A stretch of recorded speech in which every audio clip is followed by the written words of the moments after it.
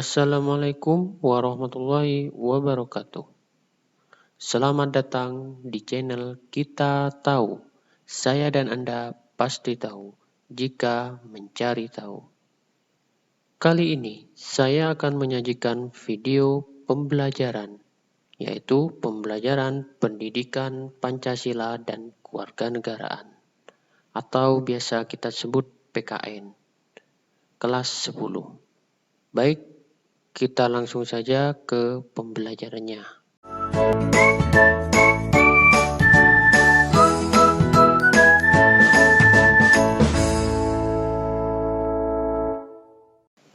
Nah, baik, seperti yang sudah dipaparkan di opening, kali ini kita akan belajar tentang materi di mata pelajaran PKN. Materi yang akan kita bahas yaitu tentang ketentuan Undang-Undang Dasar Negara Republik Indonesia tahun 1945 dalam kehidupan berbangsa dan bernegara. Materi ini merupakan wahana dialog untuk lebih memantapkan proses pembelajaran PKN yang akan dilakukan berikutnya. Baik, langsung saja.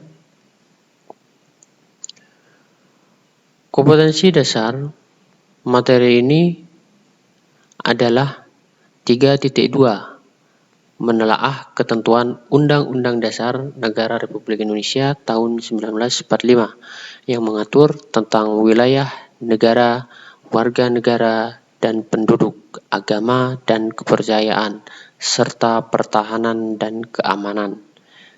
Selain itu, kita akan di dalam materi ini juga ada kompetensi dasar 4.2, yaitu menyaji hasil telaah tentang ketentuan Undang-Undang Dasar Negara Republik Indonesia tahun 1945 yang mengatur wilayah negara, warga negara dan penduduk, agama dan kepercayaan, serta pertahanan dan keamanan.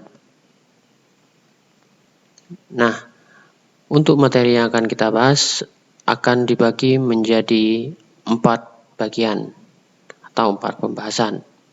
Yang pertama yaitu wilayah negara kesatuan Republik Indonesia, dan yang kedua kedudukan warga negara dan penduduk Indonesia, dan yang ketiga kemerdekaan beragama dan berkepercayaan di Indonesia, dan yang terakhir sistem pertahanan dan keamanan negara Republik Indonesia. Pada video pembelajaran kali ini, kita tidak akan membahas semua sub pembahasan, karena kali ini hanya sebagai pengantar, dan kita akan fokus membahas tentang wilayah negara kesatuan Republik Indonesia. Nah, di sini Indonesia adalah negara kepulauan.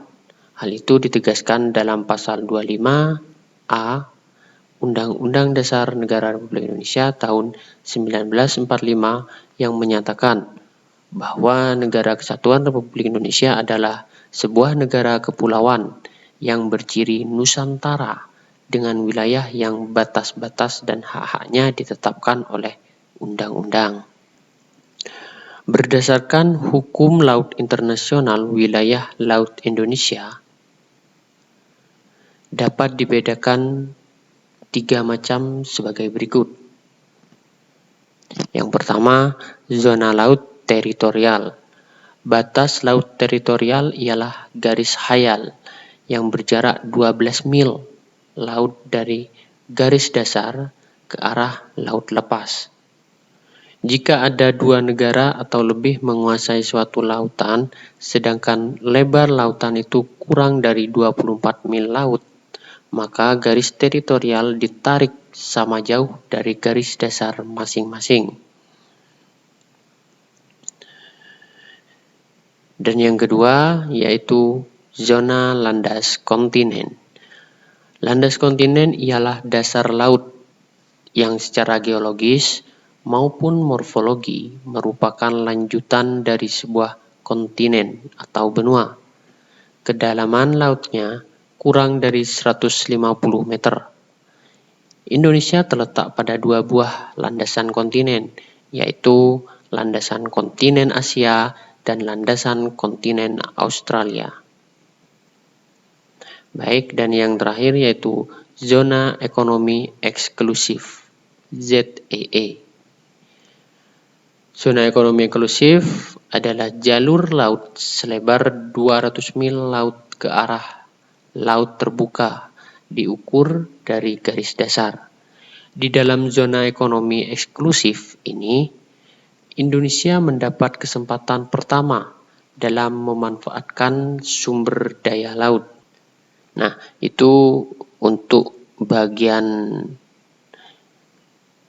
Indonesia wilayah laut ya.